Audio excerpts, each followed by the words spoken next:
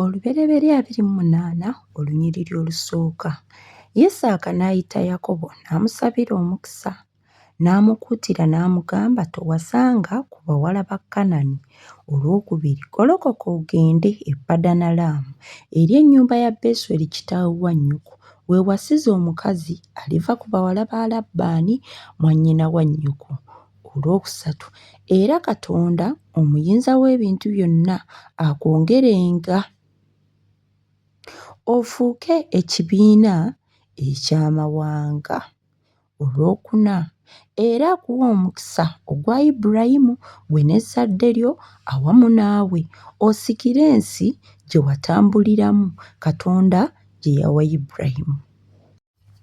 Olwokutaano, Isaaka n'asindika Yakobo n'agenda e Padanalaamu eri Labbaani omwana wa Besweri Omusuuli, mwannyina Lebbeeka nnyina wa Yakobo ne Esawu.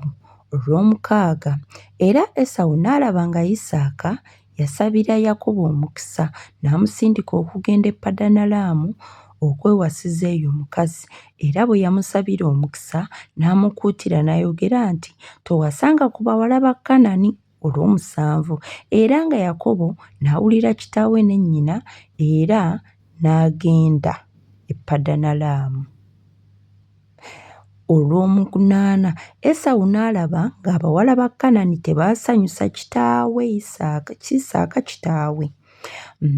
Esawu n'agenda eri Isimayiri n'awasa wamu abakazi be yalina, Makalaasi muwala wa Isimayiri omwana wa Ibulayimu mwannyina Neboyoosi okuba mukazi we. Olw'ekkumi, Yakobo n'ava e Beeruseba n'agenda e Kalani.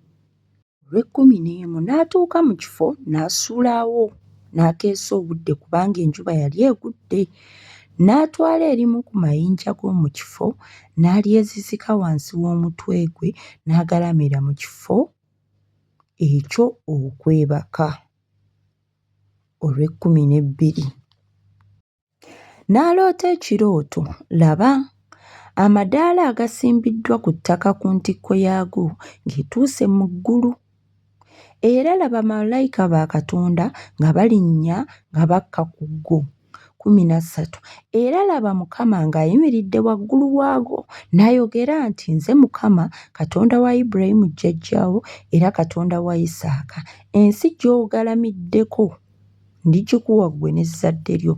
14, n'ezzadde lyo linaabanga ng'enfuufu y'oku nsi, era olibuna obugwanjuba n'ebuvanjuba n'obukiika obwa kkono n'obukiika obwa ddyo.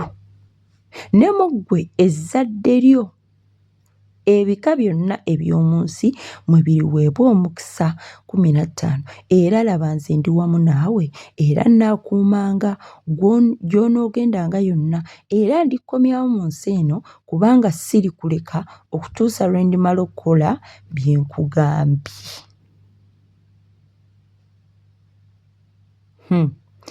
Mujjukira nti Isaaka teyakkirizibwa kuddayo mu Kalani, naye ye Yakobo azeeyo, naye era Mukama amugambye ndikomyawo. Olw'ekkumi, Yakobo n'azuukuka mu tulo n'ayogera nti, mazima Mukama ali mu kifo kino, nange mbadde simanyi. N'atya n'ayogera nti, ekifo kino nga kyantiisa. Ekifo kino ye nnyumba ya Katonda ddala mazima, era gwe mulyango gw'eggulu. 18, Yakobo n'agolokoka enkya mu makya, n'addira ejjinja lye yeezizise wansi w'omutwe gwe, n'alisimba okuba empagi, n'alifukako amafuta ku ntikko yaalyo. 19, n'atuuma ekifo ekyo erinnya lyakyo Beseri, naye erinnya ly'ekibuga olubereberye kyali Luzi.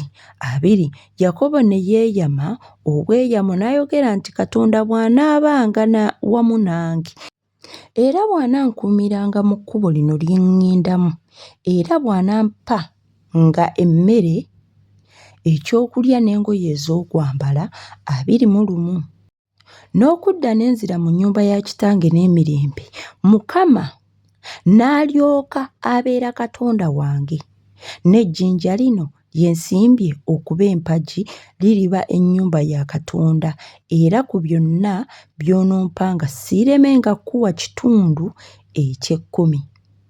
Not one thing. Yakobo yali tannakkiriza Katonda wa kitaawe. Yakobo Katonda yamwetegeerera. Yagamba Katonda osooka kunkolera bino awo n'olyoka obeera Katonda wange. Kati ggwe anenya omuntu bannaaye oyo yajja mu kyaki lwa byamagero si yasoose mukwano. Bakuwa akatebe otuule si yasoose. Bannaaye musubscribinge ama mulayikinge ate Mukama abankolera obulungi abagaggawaze abongere yongere abalabise amaaso g'amalungi ebyabalema byonna mubituukeko bannange mbaagala nnyo. Mutambuze channel eno mugambe abeeri n'abeeri tusoma ekigambo.